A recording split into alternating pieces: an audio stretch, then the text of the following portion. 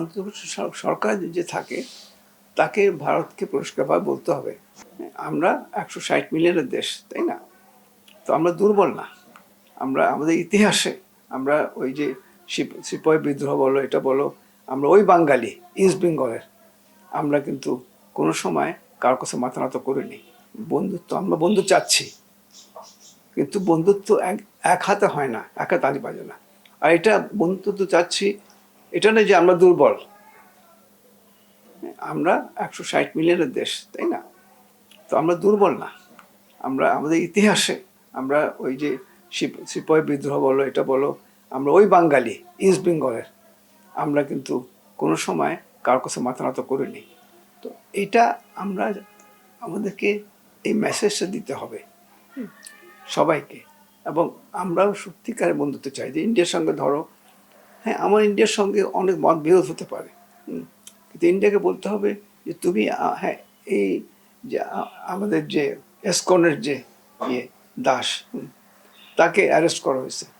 এখন এটা ভুল করা হয়েছে না করা হয়েছে, এটা কোর্টে যাবে। হ্যাঁ, এটা আমাদের জনগণ বুঝতে পারবে, আমাদের জনগণই একটা সিদ্ধান্ত দেবে।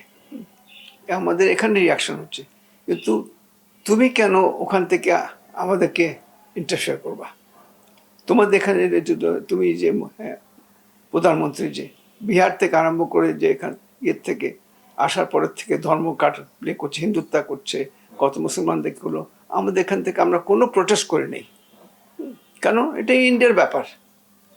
ইন্ডিয়া কীভাবে তার মুসলমান, তার খ্রিস্টান মাইনরিটি, তাদেরকে সংখ্যালঘুদেরকে সে ডিল করবে, এটার মধ্যে বাংলাদেশ আমরা নাক গলাবো না। তো আমরা চাই যে ইন্ডিয়াকে তাই করতে। ইন্ডিয়া হঠাৎ এই যে এখন এটা করলো, এই ব্যাপারে, চিন্ময় দাসের ব্যাপারে, তারপরে ওই যে আমাদের কলকাতা হাই কমিশন এখানে ফ্ল্যাগটা পুরালো আগরতলা, এটা তো মানে কোনো বন্ধুত্ব তো না, আমরা বলি একটা হস্টিলিটি বলি। কারণ ইন্ডিয়া যদি মনে করে যে আমরা একটা দুর্বল রাষ্ট্র, এটা হচ্ছে সবচেয়ে বড় ভুল। বাংলাদেশের ইতিহাসে আমরা স্বাধীনতা আন্দোলনে শুধু আমাদের ওই মানে মুক্তি সোলজাররা খালি ফাইট করে নেই, আমাদের গ্রামে গঞ্জে লুঙ্গি পরার লোকগুলো, তারাও, তুমি ওই যে নতুন যে ছবি বের হয়েছে ওটা দেখো, ওরা পর্যন্ত ফাইট করছে গ্রামে গঞ্জে। পাকিস্তানের দিকে যেখানে আসতো ওই খালে ডুবায় ওখানে মারতো। এটা হলো বাঙালি আমরা। তো আমাদেরকে আমরা বন্ধুত্ব চাচ্ছি, কারণ একটা আমাদের সবচেয়ে কাছের নেইবার, অনেক আমাদের ঐতিহাসিক সম্পর্ক। পররাষ্ট্রনীতিতে আমরা বলি না কোনো ইটার্নাল ফ্রেন্ড, ইটার্নাল এনিমি, এটা পররাষ্ট্রনীতিতে নাই। তুমি আমার একদম বন্ধুত্ব সারা জীবন থাকবে, তুই যাই করো, আমাকে লাথি মার, যাই করো, হ্যাঁ, আর তুমি আমার দোষ।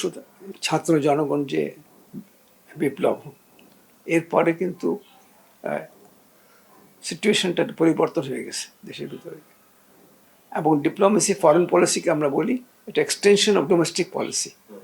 এখন ওই পরিস্থিতি নাই যেটা ছিল হাসিনার সময়। প্রথমে আমাদের মধ্যে আমাদের বিভিন্ন পার্টি যেটা আছে, বিএনপি, জামাত, আওয়ামী লীগ, সব পার্টিকে আমাদেরকে একমত, সিভিল সোসাইটি, তোমার মিডিয়া, আমাদের এক ইয়েতে আমাদের জাতীয় স্বার্থের কথা বলতে হবে। ওটা যে একজন ওই pro Pakistan, pro India, pro China, এটা দিয়ে কিন্তু তুমি কোনো ডিপ্লোমেসি করতে পারবে না। সবাইকে একটা ঐক্য, কনসেনসাস, জাতীয় কনসেনসাস আসতে হবে আমাদের পররাষ্ট্রনীতির ব্যাপারে। বন্ধুত্ব, আমরা বন্ধুত্ব চাচ্ছি, ইন্ডিয়ার সঙ্গে আমরা বন্ধুত্ব চাই, কিন্তু মানে ইন্ডিয়াকে রেসিপ্রোকেট করতে হবে, ইন্ডিয়াকেও চাইতে হবে। চায়নার সঙ্গে মার্কিন যুক্তরাষ্ট্র, ওআইসি, এটা আমাদের পররাষ্ট্রনীতি। আমরা কারোর সঙ্গে আমরা কোনো কনফ্লিক্ট চাই না। তো এটাতে একটা জাতীয় কনসেনসাস হলে, জাতীয় হলে, যে আমি একটা বললাম, তুমি একটা বললো, সেও একটা বললো, তাহলে কিন্তু আমাদের ডিপ্লোমেসিটা উইক হয়ে যায়, বুঝছো না? তো জাতীয় স্বার্থতে আজকে যেরকম সিচুয়েশনে আগরতলার মধ্যে আগুন লাগানো, আমাদের এতে কলকাতাতে, এটা ওটা, এক ভয়েস আমাদেরকে বলতে হবে। সব যত পার্টি হচ্ছে, সিভিল সোসাইটি বলো, মিডিয়া বলো, এটা ইন্ডিয়াতে আসে, ইন্ডিয়ানরা যেটা করে। আজকে তুমি সরকার আছো, কালকে তুমি অপোজিশন থাকবে, তাই না? তুমি এটা যদি মনে করো যে না আমি সারা জীবন থাকবো, তাহলে কিন্তু এটা গণতন্ত্র হবে না। অপোজিশন কিন্তু শত্রু না। এবং gentleman, let us agree to disagree. আমরা অ্যাগ্রি করবো ডিসঅ্যাগ্রি করার জন্য, ওখানে একটা এগ্রিমেন্ট থাকতে হবে। একজন মাথা ভাঙবে না।